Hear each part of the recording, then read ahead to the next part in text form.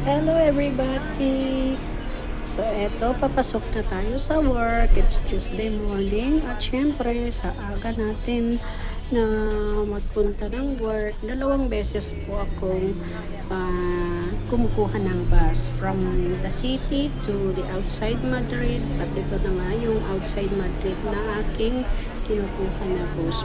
Pasok na ako sa urbanisasyon ng aking trabaho. So yan mga kakukabels, ipapakita ko sa inyo kung gaano kalalaki ang mga gates nila dito, ang mga distance ng kanilang mga bahay, ang lalawak po ng mga bahay dito sa area ng aking pinagtatrabuhan. So isa lang ito na bahay, tignan nyo, ang ganda, napakaganda ito, yung gustong gusto kong tinitingnan na bahay.